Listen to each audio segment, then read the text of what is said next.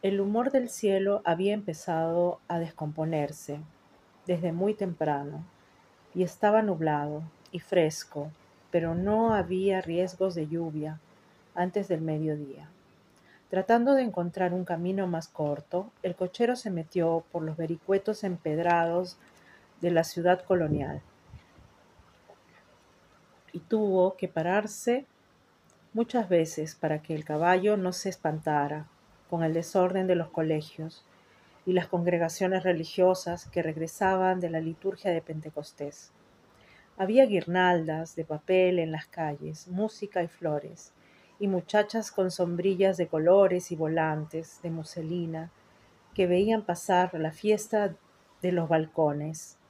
En la plaza de la catedral, donde apenas se distinguía la estatua del Libertador entre las palmeras africanas y las nuevas farolas de globos, había un embotellamiento de automóviles por la salida de misa y no quedaba un lugar disponible en el venerable y ruidoso café de la parroquia. Un único coche de caballos era el del doctor Urbino y se distinguía de los muy escasos que iban quedando en la ciudad, porque mantuvo siempre un brillo de la capota de charol y tenía los herrajes de bronce para que no se los comiera el salitre, y las ruedas y las varas pintadas de rojo con ribetes dorados, como en las noches de gala de la ópera de Viena.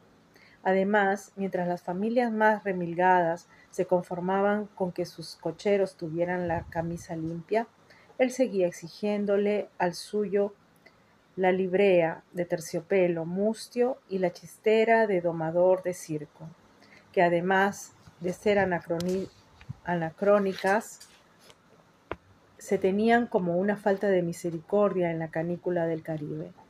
A pesar de su amor casi maniático por la ciudad y de conocerla mejor que nadie, el doctor Juvenal Urbino había tenido muy pocas veces un motivo como el de aquel domingo para aventurarse sin reticencias en el fragor del antiguo barrio de los esclavos. El cochero tuvo que dar muchas vueltas y preguntar varias veces para encontrar la dirección. El doctor Urbino reconoció de cerca la pesadumbre de las ciénagas, su silencio fatídico, sus ventosidades de ahogado que tantas madrugadas de insomnio subían hasta sus dormitorios, revueltas con la fragancia de los jazmines del patio, y que él sentía pasar como un viento de ayer que nada tenía que ver con su vida. Pero aquella pestilencia tantas veces idealizada por la nostalgia se convirtió en una realidad insoportable cuando el coche empezó a dar saltos por el lodazal de las calles donde los gallinazos se disputaban los desperdicios del matadero arrastrados por el mar de leva. A diferencia de la ciudad virreinal, cuyas casas eran de mampostería, allí estaban hechas de madera descoloridas y techos de zinc, y la mayoría se asentaban sobre pilotes para que no se metieran las crecientes de los albañales, abiertos heredados de los españoles. Todo tenía un aspecto miserable y desamparado, pero de las cantinas sórdidas salía el trueno de música de la parranda sin Dios ni ley del Pentecostés de los pobres. Cuando por fin encontraron la dirección, el coche iba perseguido por pandillas de niños desnudos que se burlaban de los atavíos teatrales del cochero, y éste tenía que espantarlos con la fusta. El doctor Urbino, preparado para una visita confidencial, comprendió demasiado tarde que no había candidez más peligrosa que la de su edad. El exterior de la casa sin número no tenía nada que la distinguiera de las menos felices, salvo la ventana con cortinas de encajes y un portón desmontado de alguna iglesia antigua. El cochero hizo sonar la aldaba y solo cuando comprobó que era la dirección correcta, ayudó al médico a descender del coche. El portón se había abierto sin ruido y en la penumbra interior estaba una mujer madura, vestida de negro absoluto y con una rosa roja en la oreja. A pesar de sus años, que no eran menos que 40, seguía siendo una mulata altiva, con los ojos dorados y crueles, y el cabello ajustado a la forma del cráneo como un casco de algodón de hierro. El doctor Urbino no la reconoció, aunque la había visto varias veces entre las nebulosas de las partidas de ajedrez en la oficina del fotógrafo, y en alguna ocasión le había recetado unas papeletas de quinina para las fiebras tercianas. Le tendió la mano y ella se la tomó entre las suyas, menos para saludarlo que para ayudarlo a entrar. La sala tenía el clima y el murmullo invisible de una floresta y estaba atiborrada de muebles y objetos primorosos, cada uno en su sitio natural. El doctor Urbino se acordó sin amargura de la botica de un anticuario de París, un lunes de otoño del siglo anterior, en el número 26 de la calle de Montmartre. La mujer se sentó frente a él y le habló en un castellano difícil. Esta es su casa, doctor, dijo. No lo esperaba tan pronto. El doctor Urbino se sintió delatado. Se fijó en ella con el corazón, se fijó en su luto intenso, en la dignidad de su congoja, y entonces comprendió que aquella era una visita inútil, porque ella sabía más que él de todo cuanto estaba dicho y justificado en la carta póstuma de Jeremía de Saint-Amour. Así era. Ella lo había acompañado hasta muy pocas horas antes de la muerte, como lo había acompañado durante casi 20 años, con una,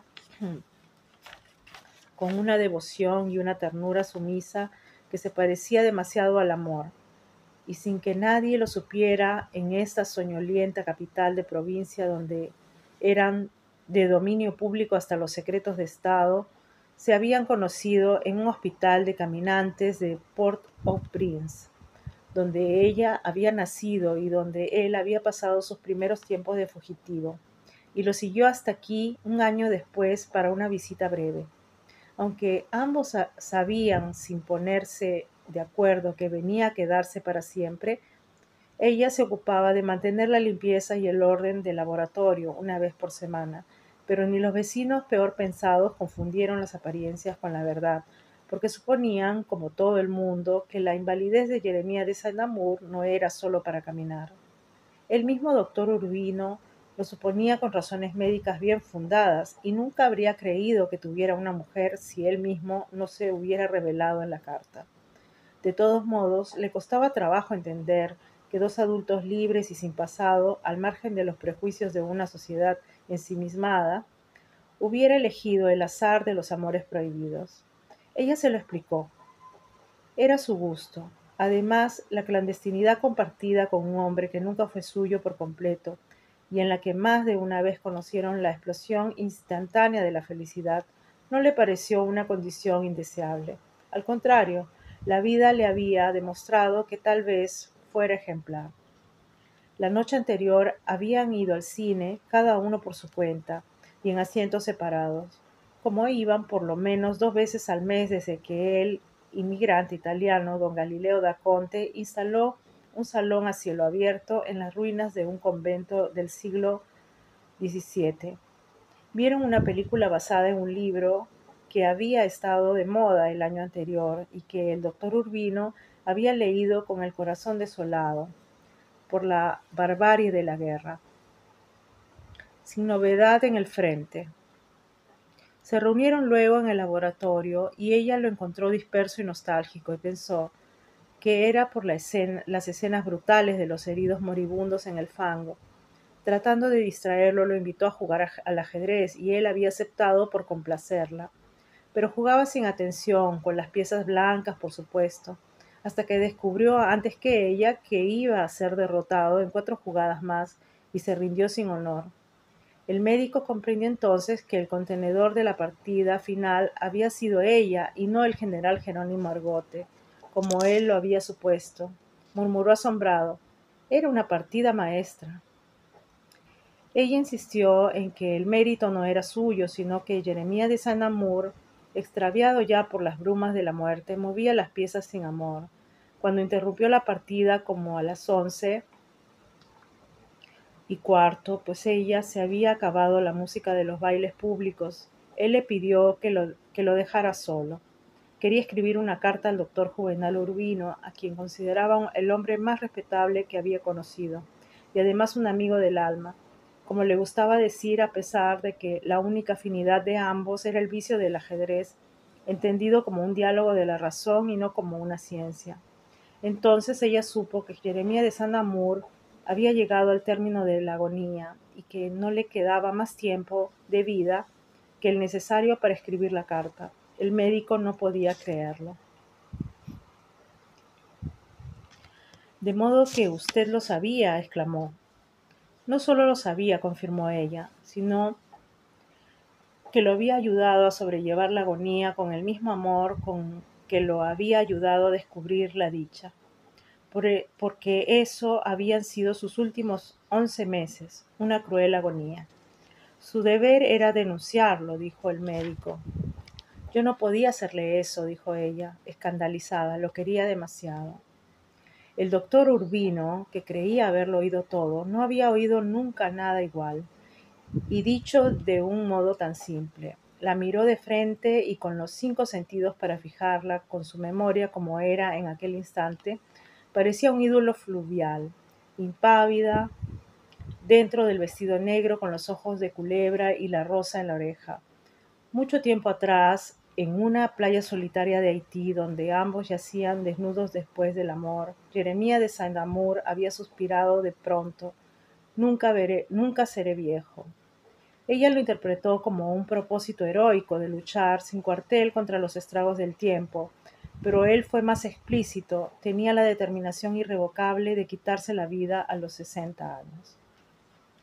Lo había cumplido en efecto el 23 de enero de ese año y entonces había fijado como plazo último la víspera de Pentecostés, que era la fiesta mayor de la ciudad consagrada al culto del Espíritu Santo. No había ningún detalle de la noche anterior que ella no hubiera conocido de antemano, y hablaban de eso con frecuencia, padeciendo juntos el torrente irreparable de los días, que ya ni él ni ella podían detener. Jeremías de Saint-Amour amaba la vida con una pasión sin sentido, amaba el mar y el amor, amaba a su perro y a ella, y a medida que la fecha se acercaba había ido sucumbiendo a la desesperación, como si su muerte no hubiera sido una resolución propia, sino un destino inexorable. Anoche, cuando lo dejé solo, ya no era de este mundo, dijo ella. Había querido llevarse el perro, pero él lo contempló adormilado junto a las muletas y lo acarició con la punta de los dedos. Dijo: lo siento, pero Mr. Woodrow Wilson se va conmigo. Le pidió a ella que lo amarrara en la pata del catre mientras él escribía, y ella lo hizo con un nudo falso para que pudiera soltarse. Aquel había sido su único acto de deslealtad, y estaba justificado por el deseo de seguir recordando al amo en los ojos invernales de su perro. Pero el doctor Urbino la interrumpió para contarle que el perro no se había soltado. Ella dijo: entonces fue porque no quiso, y se alegró, porque prefería seguir evocando al amante muerto como él se lo había pedido la noche anterior, cuando interrumpió la carta que ya había comenzado y la miró por última vez. Recuérdame con una rosa, le dijo. Había llegado a su casa poco después de la medianoche. Se tendió a fumar en la cama, vestida, encendiendo un cigarrillo con la colilla del otro para dar tiempo a que él terminara la carta que ella sabía larga y difícil. Y poco antes de las 3, cuando empezaron a aullar los perros, puso en el fogón el agua para el café. Se vistió de luto cerrado y cortó en el patio la primera rosa de la madrugada. El doctor Urbino se había dado cuenta desde hacía rato de cuánto iba a repudiar el recuerdo de aquella mujer irredimible. Y creía conocer el motivo. Solo una persona sin principios podía ser tan complaciente con el dolor. Ella le dio más argumentos hasta el final de la visita. No iría al entierro, pues así se lo había prometido al amante, aunque el doctor Urbino creyó entender lo contrario en un párrafo de la carta. No iba a derramar una lágrima, no iba a malgastar el resto de sus años cocinándose a fuego lento en el caldo de larvas de la memoria. No iba a sepultarse en vida, a cocer su mortaja dentro de estas cuatro paredes, como era también visto que lo hicieran las viudas nativas. Pensaba vender la casa de Jeremías de Saint-Amour, que desde ahora era suya con todo lo que tenía dentro, según estaba dispuesto en la carta, y seguiría viviendo como siempre y sin quejarse de nada en este moridero de pobres donde había sido feliz. Aquella frase persiguió al doctor Juvenal Urbino en el camino de regreso a su casa. Este moridero de pobres no era una calificación gratuita, pues la ciudad, la suya, seguía siendo igual al margen del tiempo, la misma ciudad ardiente y árida de sus terrores nocturnos y los placeres solitarios de la pubertad, donde se oxidaban las flores y se corrompía la sal, y a la cual no le había ocurrido nada en 4 siglos, salvo el envejecer despacio entre laureles marchitos y ciénagas podridas. En invierno, unos aguaceros instantáneos y arrasadores desbordaban las letrinas y convertían las calles en lodazales nauseabundos. En verano, un polvo invisible, áspero como de tiza al rojo vivo, se metía hasta por los resquicios más protegidos de la imaginación, alborotado por unos vientos locos que techaban casas y se llevaban a los niños por los aires. Los sábados de pobrería mulata abandonaba un tumulto los ranchos de cartones y latón de las orillas de las ciénagas, con sus animales domésticos y sus trastos de comer y beber, y se tomaban en un salto de júbilo las playas pedregosas del sector colonial. Algunos entre los más viejos llevaban hasta hacía pocos años la marca real de los esclavos, impresa con hierros candentes en el pecho. Durante el fin de semana bailaban sin clemencia, se emborrachaban a muerte con alcoholes de alambiques caseros, hacían amores libres entre los matorrales de Icaco y a la medianoche del domingo desbarataban sus propios fandangos con trifulcas sangrientas de todos contra todos. Era la misma muchedumbre impetuosa que el resto de la semana se infiltraba en las plazas y callejuelas de los barrios antiguos, con ventorrillos de cuanto fuera posible comprar y vender, y le infundían a la ciudad muerta un frenesí de feria humana olorosa a pescado frito, una vida nueva. La independencia del dominio español y luego la abolición de la esclavitud precipitaron el estado de decadencia honorable en que nació y creció el doctor Juvenal Urbino. Las grandes familias de antaño se hundían en silencio dentro de sus alcázares desguarnecidos, en los vericuetos de las calles adoquinadas que tan eficaces habían sido en sorpresa de guerras y desembarcos de bucaneros.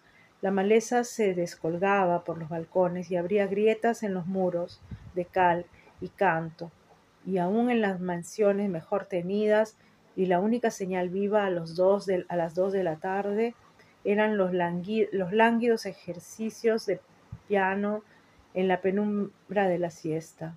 Adentro, en los frescos dormitorios saturados de incienso, las mujeres se guardaban del sol como de un contagio indigno, y aun en las misas de madrugada se tapaban la cara con la mantilla. Sus amores eran lentos y difíciles, perturbados a menudo por presagios siniestros, y la vida les parecía interminable. Al anochecer, en el instante opresivo del tránsito, se alzaba de las ciénagas una tormenta de zancudos carniceros y y unas- y una tierna vaada de mierda humana, cálida y triste, revolvía en el fondo del alma la certidumbre de la muerte. Pues la vida propia de la ciudad colonial que el joven Juvenal Urbino solía idealizar en sus melancolías de París, eran entonces una ilusión de la memoria. Su comercio había sido el más próspero del Caribe y en el siglo XVIII, sobre todo por el privilegio ingrato de ser el más grande mercado de esclavos africanos de las Américas. Fue además la residencia habitual de los virreyes del nuevo reino de Granada, que preferían gobernar desde aquí frente al océano del mundo y no en la capital distante, y helada cuya llovizna de siglos les, les trastornaba el sentido de la realidad. Varias veces al año se concentraban en las bahías las flotas de galeones cargados con los caudales de Potosí, de Quito, de Veracruz, y la ciudad vivía entonces lo que fueron sus años de gloria. El viernes 8 de junio del 1708, a las 4 de la tarde, el galeón San José, que acababa de zarpar para Cádiz con un cargamento de piedras y metales preciosos por medio millón de millones de pesos de la época, fue hundido por una escuadra inglesa frente a la entrada del puerto y 2 siglos largos después no había sido aún rescatado. Aquella fortuna yacente en el fondo de corales, con el cadáver del comandante flotando de medio lado en el puesto de mando, solía ser evocada por los historiadores como emblema de la ciudad ahogada en los recuerdos. Al otro lado de la bahía, en el barrio residencial de La Manga, la casa del doctor Juvenal Urbino estaba en otro tiempo. Era grande y fresca, de una sola planta y con un pórtico de columnas dóricas en la terraza exterior, desde la cual se dominaba el estanque de miasmas y escombros de naufragios de la bahía. El piso estaba cubierto de baldosas ajedrezadas, blancas y negras, desde la puerta de entrada hasta la cocina, y esto se había atribuido más de una vez a la pasión dominante del doctor Urbino, sin recordar que era una debilidad común de los maestros de obra catalanes que construyeron a principios de este siglo aquel barrio de ricos recientes. La sala era amplia, de cielos muy altos, como todas las casas, con 6 ventanas de cuerpo entero sobre la calle, y estaba separada del comedor por una puerta vidriera, enorme e historiada, con ramazones de vides y racimos y doncellas seducidas por caramillos de faunos en una floresta de bronce. Los muebles de recibo hasta el reloj de péndulo de la sala, que tenía la presencia de un centinela vivo. Eran todos originales, ingleses de fines del siglo XIX, y las lámparas colgadas eran de lágrimas de cristal de roca, y había por todas partes jarrones y floreros de cebres y estatuillas de idilios paganos en alabastro. Pero aquella coherencia europea se acababa en el resto de la casa, donde las butacas de mimbre se confundían con mecedores vieneses y taburetes de cuero de artesanía local. En los dormitorios, además de las camas, había espléndidas hamacas de San Jacinto con el nombre del dueño bordado en letras góticas, con hilos de seda y flecos de colores en las orillas. El espacio concebido en sus orígenes para las cenas de gala a un lado del comedor fue aprovechado para una pequeña sala de música donde se daban conciertos íntimos cuando venían intérpretes notables. Las baldosas habían sido cubiertas con las alfombras turcas compradas en la Exposición Universal de París. Para mejorar el silencio del ámbito había una ortofónica de modelo reciente junto a un estante con discos bien ordenados, y en un rincón cubierto con un mantón de Manila estaba el piano que el doctor Urbino no había vuelto a tocar en muchos años. En toda la casa se notaba el juicio y el recelo de una mujer con los pies bien plantados sobre la tierra. Sin embargo, ningún otro lugar revelaba la solemnidad meticulosa de la biblioteca, que fue el santuario del doctor Urbino antes que se lo llevara la vejez. Allí, alrededor del escritorio de nogal de su padre y de las poltronas de cuero capitonado, hizo cubrir los muros y hasta las ventanas con anaqueles vidriados, y colocó en un orden casi demente 3000 libros, idénticos, empastados en piel de becerro y con sus iniciales doradas en el lomo. Al contrario de las otras estancias que estaban a merced de los estropicios y los malos alientos del puerto, la biblioteca tuvo siempre el sigilo y el olor de una abadía. Nacidos y criados bajo la superstición caribe de abrir puertas y ventanas para convocar una fresca que no existía en la realidad, El doctor Urbino y su esposa se sintieron al principio con el corazón oprimido por el encierro, pero terminaron por convencerse de las bondades del método romano contra el calor, que consistía en mantener las casas cerradas en el sopor de agosto para que no se metiera el aire ardiente de la calle, y abrirlas por completo para los vientos de la noche. La suya fue desde entonces la más fresca en el sol bravo de la Manga, y era una dicha hacer la siesta en la penumbra de los dormitorios y sentarse por la tarde en el pórtico a ver pasar los cargueros de Nueva Orleans, pesados y cenicientos, y los buques fluviales de ruedas de madera, con las luces encendidas al atardecer, que iban purificando con una con un reguero de músicas el muladar estancado de la bahía. Era también la mejor protegida de diciembre a marzo, cuando los alisios del norte desbarataban los tejados y se pasaban la noche dando vueltas como lobos hambrientos alrededor de la casa en busca de un resquicio para meterse. Nadie pensó nunca que el matrimonio afincado sobre aquellos cimientos pudiera tener algún motivo para no ser feliz. En todo caso, el doctor Urbino no lo era aquella mañana, cuando volvió a su casa antes de las 10, trastornado por las dos visitas que no solo le habían hecho perder la misa de Pentecostés, sino que amenazaban con volverlo distinto a una edad en la que ya todo parecía consumado.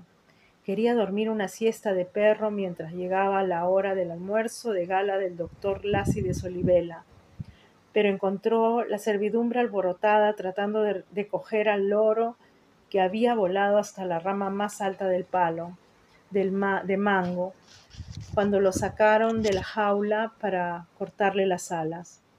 Era un loro desplumado y maniático, que no hablaba cuando se lo pedían, sino en las ocasiones menos pensadas, pero entonces lo hacía con una claridad y un uso de razón que no eran muy comunes en los seres humanos.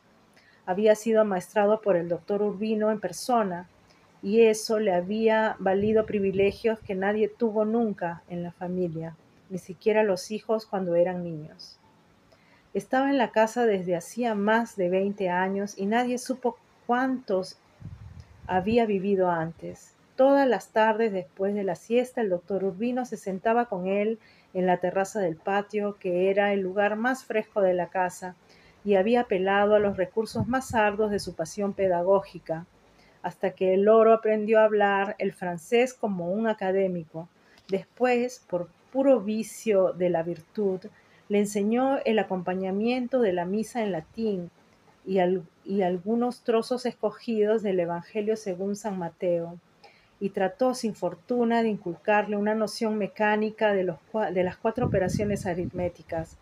En uno de sus últimos viajes a Europa trajo el primer fonógrafo de bocina, con muchos discos de moda y de sus compositores clásicos favoritos. Día tras día, una y otra vez, durante varios meses, le hacía oír al loro las canciones de Yvette Gilbert y de Aristide Bruant, que habían hecho las delicias de Francia en el siglo pasado, hasta que las aprendió de memoria.